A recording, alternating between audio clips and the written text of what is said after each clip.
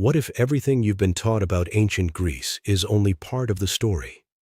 When most people hear the words ancient Greece, they immediately think of mighty warriors, marble temples, fearless Spartans, brilliant philosophers, and the birth of democracy.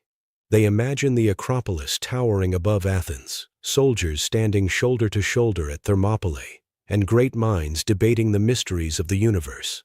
But what if the civilization that shaped the modern world almost disappeared before it ever began? What if centuries of darkness nearly erased everything the Greeks would one day become? The truth is far more complicated. According to archaeologists and historians, ancient Greece was not built overnight. It emerged over thousands of years through natural disasters, invasions, economic collapse, cultural rebirth, and relentless human determination. Without those struggles, there might never have been democracy, Western philosophy, the Olympic Games, or even many of the scientific ideas that influence our lives today. Historians still debate many mysteries surrounding Greece's earliest civilizations. What destroyed the magnificent Bronze Age kingdoms? Why did literacy disappear for centuries? And how did a collection of scattered villages transform into one of history's greatest civilizations? The answers are more fascinating than fiction. Before we begin, let me know where you're watching from. It's incredible to see history enthusiasts joining us from around the world. And tell me in the comments, which ancient civilization fascinates you the most? Egypt, Rome, Persia, Mesopotamia, China, or ancient Greece? I read every comment, and many of your suggestions inspire future documentaries. Now, close your eyes for a moment. Imagine standing on the rocky coastline of the Aegean Sea more than 4,000 years ago. Crystal blue waves crash against rugged cliffs. Merchant ships sail between scattered islands. Olive trees sway gently beneath the Mediterranean sun. The scent of salt water fills the air. High above the coastline, smoke rises from fortified palaces built of stone. This is where our story begins. Long before Athens became famous. Long before Sparta trained legendary warriors. Long before Alexander the Great dreamed of conquering the known world. Another civilization ruled these waters. The first great civilization of the Greek world emerged on the island of Crete around 3000 BCE. Today, historians call them the Minoans. Unlike many ancient civilizations, the Minoans were not remembered for massive armies or brutal conquests. Instead, they became masters of trade. Their ships sailed across the eastern Mediterranean, carrying pottery, olive oil, wine, precious metals, and fine artwork. The sea became their highway. Their influence spread from Egypt to Anatolia and beyond. At the heart of Minoan civilization stood magnificent palace complexes. The largest was Knossos. Its enormous halls, colorful frescoes, winding corridors, and advanced architecture amazed archaeologists when it was rediscovered thousands of years later. Some historians even believe the legend of the labyrinth and the fearsome Minotaur may have been inspired by the confusing layout of this palace.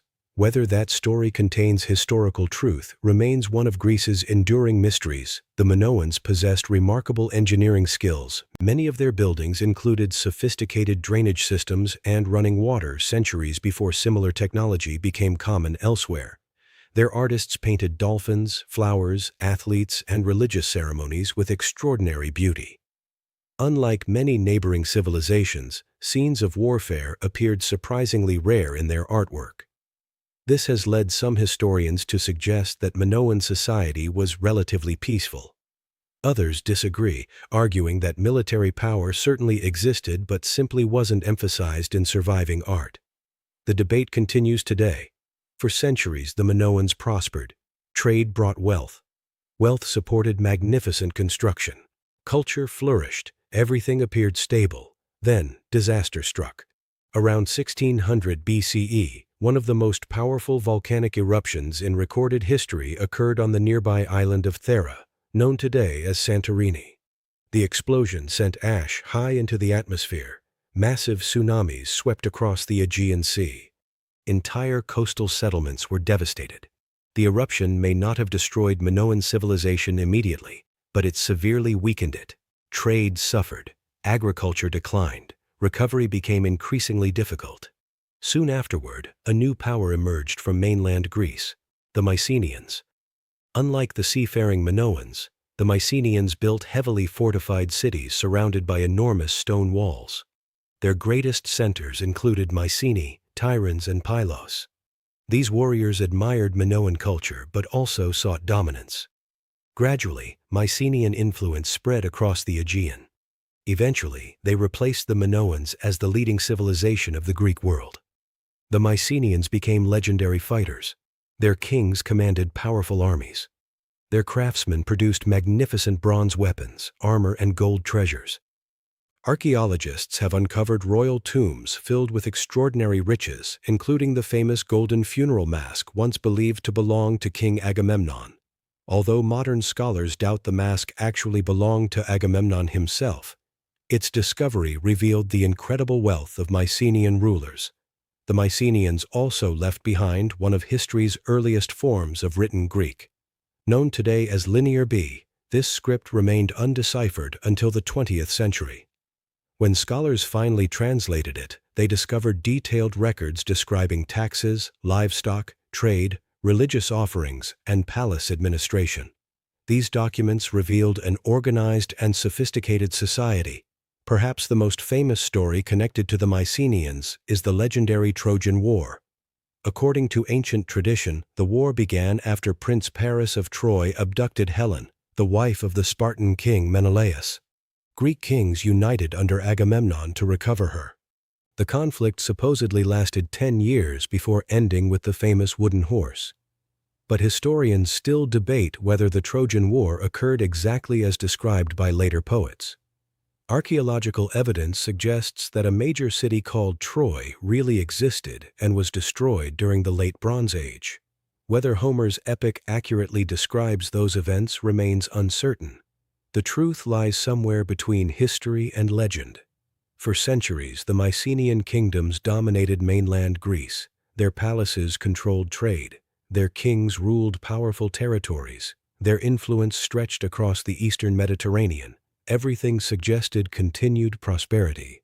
Then, almost without warning, the entire Bronze Age world collapsed. Around 1200 BCE, one civilization after another disappeared. The Hittite Empire collapsed.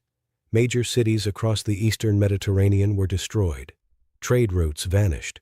Writing disappeared from many regions. The Mycenaean palaces burned. No single explanation satisfies historians. Some blame climate change.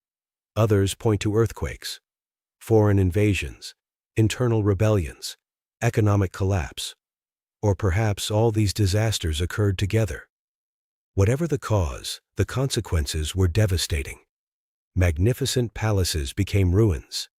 Kings disappeared. Trade nearly stopped. Knowledge faded. Literacy vanished. The Greek world entered what historians call the Greek Dark Age. But this was only the beginning. Out of these centuries of hardship, a new civilization would slowly emerge. A civilization that would transform philosophy, politics, science, warfare, literature, and human thought forever. And at the center of that transformation stood two cities whose rivalry would change the course of history: Athens and Sparta. The Greek Dark Age did not last forever. For nearly 4 centuries, much of Greece remained a land of scattered villages, abandoned palaces, and fading memories. The magnificent kingdoms of the Mycenaeans had vanished. Writing had disappeared. Long-distance trade had collapsed, and the population had declined dramatically. To many, it must have seemed as though the greatness of the Greek world had been lost forever. But history often hides its greatest transformations in periods of silence. And what happened next changed the course of civilization. Around the 8th century BCE, Greece slowly began to awaken. Farmers cultivated more land. Merchants returned to the sea. New settlements appeared across the Aegean. Trade with Egypt, Phoenicia, and the Near East resumed. Along with valuable goods came something even more important: knowledge. One of the greatest gifts the Greeks adopted was the alphabet. Inspired by the Phoenician writing system, the Greeks created an alphabet that included vowels, making reading and writing easier than many earlier scripts. For the first time in centuries, ideas could once again be preserved. Stories that had survived only through oral tradition were finally written down. Among them were two of history's greatest epics, the Iliad and the Odyssey, traditionally attributed to the poet Homer. Whether Homer was a single individual or a collection of storytellers remains one of history's enduring mysteries. Historians still debate this today. Yet the impact of these poems is undeniable. They introduced generations of Greeks to heroes like Achilles, Hector, Odysseus, and Agamemnon. These stories shaped Greek identity for centuries. As Greece recovered, another remarkable development took place. Instead of forming one large kingdom like Egypt or Persia, the Greeks organized themselves into independent city-states known as polis. Each city-state governed itself. Each had its own laws, its own army, its own traditions, its own ambitions. Sometimes they cooperated. More often, they competed. Hundreds of city-states appeared throughout mainland Greece and the surrounding islands. But two would rise above all the others: Athens and Sparta. They could not have been more different. Sparta lay in the fertile valley of Laconia in the Peloponnese. Its people valued one thing above everything else: military strength. According to Spartan tradition, their legendary lawgiver Lycurgus created a society built upon discipline, obedience, and sacrifice. Although historians debate whether Lycurgus was a real historical figure or partly legendary, his influence on Spartan identity became immense. Every aspect of Spartan life prepared citizens for war. Boys left their families at the age of 7 to enter the agoge, one of the harshest military training systems in history. They learned to endure hunger, pain, cold, exhaustion. Failure was unacceptable. Weakness was considered dangerous. The goal was simple: produce the finest soldiers in Greece. Spartan women also enjoyed unusual freedoms compared with women in many other Greek city-states. They received physical training. They could own property. They managed households while men served in the army. The Spartans believed strong mothers would raise strong warriors. Yet Sparta's power rested upon a hidden foundation: the Helots. The Helots were an enslaved population forced to work Spartan farmland. They greatly outnumbered Spartan citizens. This constant imbalance created fear. Sparta maintained its powerful army not only to defeat foreign enemies, but also to prevent Helot uprisings. Military discipline became essential for survival. Meanwhile, about 150 kilometers to the northeast, another city followed an entirely different path: Athens. Unlike Sparta, Athens became a center of trade, craftsmanship, learning, and political experimentation. Its excellent harbor at Piraeus connected the city with merchants throughout the Mediterranean. Ships arrived carrying grain from Egypt, timber from Macedonia, luxury goods from Asia Minor. Ideas traveled alongside merchandise. Athens grew richer, its population expanded rapidly. But prosperity also created problems. Power remained concentrated in the hands of wealthy aristocrats. Many ordinary farmers struggled beneath heavy debts. Some lost their land. Others were even forced into debt slavery. Social unrest increased. The city approached crisis. The truth was far more complicated than simple prosperity. Around 594 BCE, an Athenian statesman named Solon introduced sweeping reforms. He canceled many debts, freed citizens trapped in debt slavery, reorganized political participation. Although his reforms did not create democracy overnight, they laid the foundation for something revolutionary.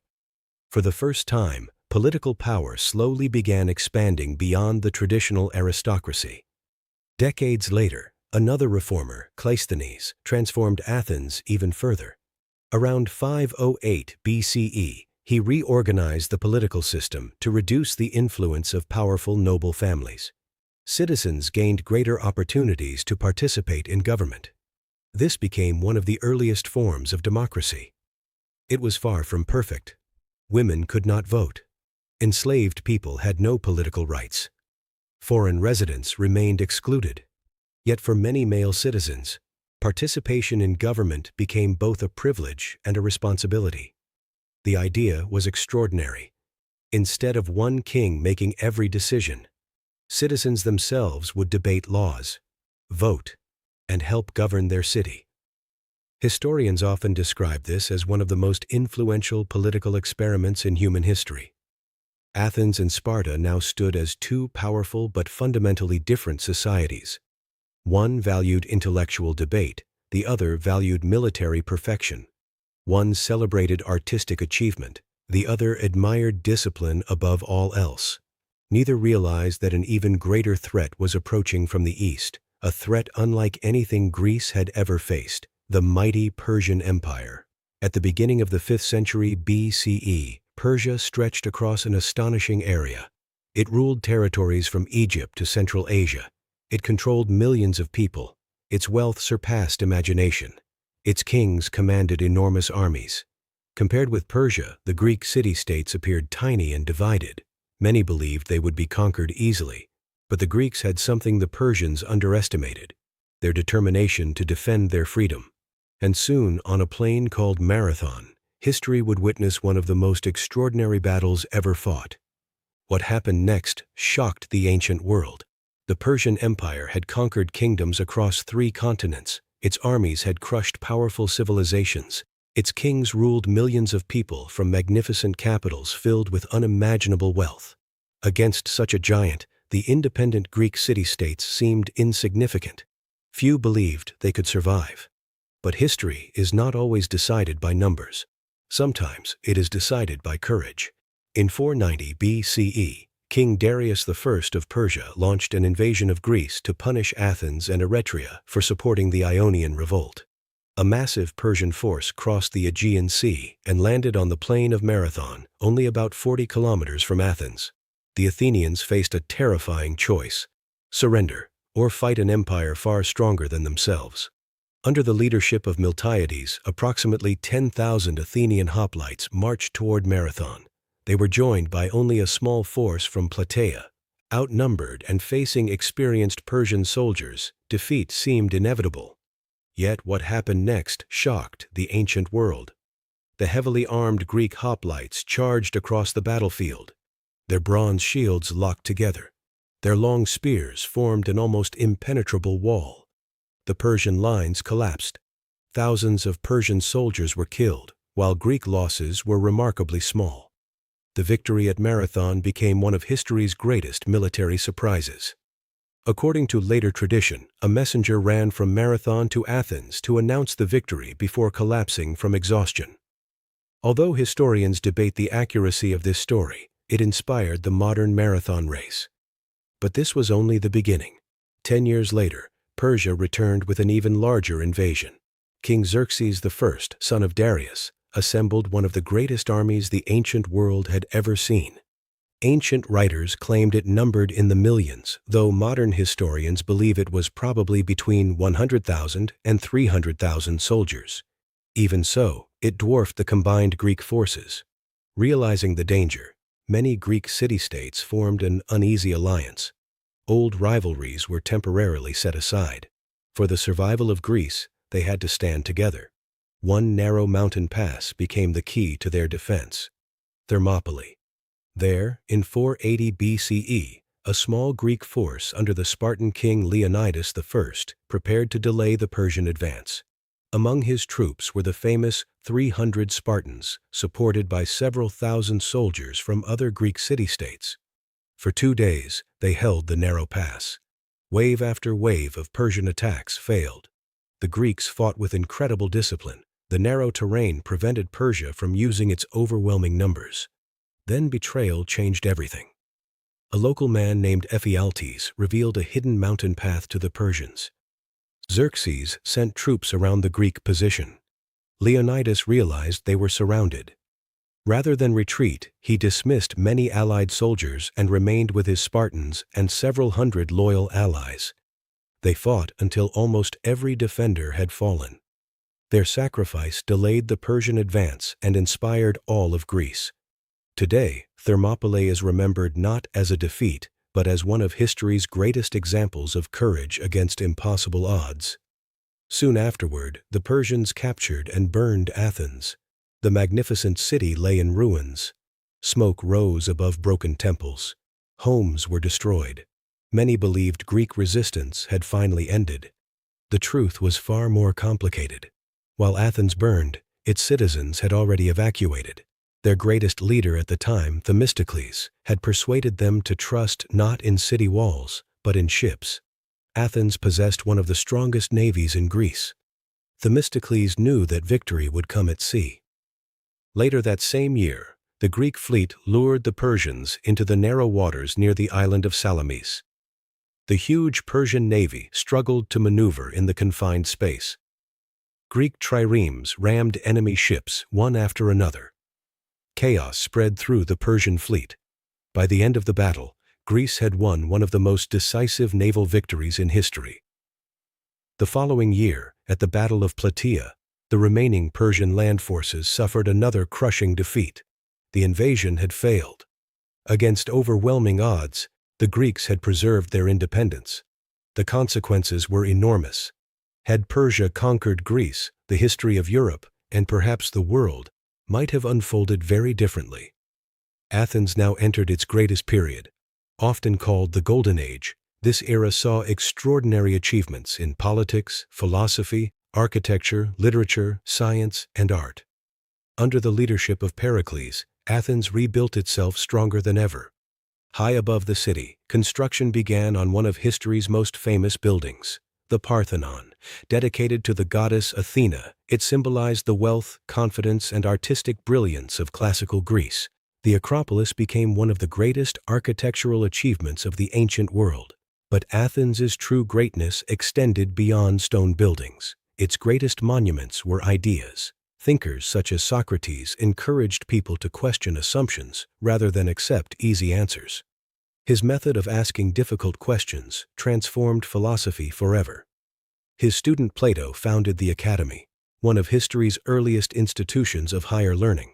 Plato's student Aristotle later studied biology, ethics, politics, logic, and countless other subjects. His influence continues even today. Greek dramatists wrote tragedies and comedies still performed thousands of years later. Historians such as Herodotus and Thucydides pioneered historical writing based on investigation and evidence. Doctors like Hippocrates transformed medicine by emphasizing observation rather than superstition. The Olympic Games brought athletes together from across Greece every 4 years, celebrating excellence, discipline, and peaceful competition. The Greek world had become a center of innovation unlike any seen before. Yet success created new rivalries. Athens' growing power alarmed Sparta. The alliance that had defeated Persia slowly collapsed. Tension turned into hostility. Hostility became war. The Peloponnesian War, lasting from 431 to 404 BCE, devastated Greece. Athens relied on its navy. Sparta dominated on land. The conflict dragged on for nearly 3 decades. Cities were destroyed. Trade declined. Disease spread. A terrible plague struck Athens, killing thousands, including Pericles himself. Eventually, Sparta emerged victorious. But victory came at a terrible cost. The war weakened every major Greek city-state. The once united defenders of Greece had exhausted themselves fighting one another. This opened the door for a new power rising to the north, Macedon. Its king, Philip II, reorganized his army into one of the most effective fighting forces in history. Using diplomacy, military reforms, and brilliant strategy, Philip defeated the divided Greek city-states at the Battle of Chaeronea in 338 BCE. For the first time, nearly all of Greece came under Macedonian control. Philip dreamed of invading Persia. Before he could begin, he was assassinated. The throne passed to his 20-year-old son, a young king whose name would become legendary, Alexander the Great. Within little more than a decade, Alexander conquered the Persian Empire, marched into Egypt, crossed Central Asia, and reached the borders of India. His victories created one of the largest empires the ancient world had ever seen. More importantly, they spread Greek language, culture, science, and philosophy across 3 continents during what historians call the Hellenistic Age. Even after Alexander's death in 323 BCE, Greek influence continued shaping the ancient world. Eventually, Greece itself came under Roman rule. But Rome did not erase Greek civilization. Instead, it admired it. Roman leaders studied Greek philosophy. Roman architects copied Greek designs. Roman writers imitated Greek literature. In many ways, Greece conquered Rome culturally, even after Rome conquered Greece politically. The legacy of ancient Greece still surrounds us today. Democracy, philosophy, mathematics, theater, history, medicine, architecture, the Olympic Games, scientific inquiry, political debate, all carry the fingerprints of Greek civilization. Historians still debate many mysteries of ancient Greece. What truly caused the Bronze Age collapse? Did Homer really exist? How much of the Trojan War is history, and how much is legend? These questions continue inspiring new discoveries, but one truth remains undeniable. Ancient Greece changed the world forever. Its greatest achievement was not an empire, it was an idea. The belief that human curiosity, reason, and the pursuit of knowledge could shape civilization. Empires rise, empires fall, cities are built and destroyed, but ideas can outlive them all. That is why, more than 2,000 years later, the voice of ancient Greece still echoes across the world. Thank you for watching. If you enjoyed this documentary, don't forget to subscribe and turn on notifications for more cinematic journeys through history. Sources and historical references are available in the description below. Now tell me in the comments, if you could visit one place in ancient Greece, where would you go? Athens, Sparta, Delphi, Olympia, or another legendary city? Until next time, remember, history is not just the story of the past, it is the foundation of the future.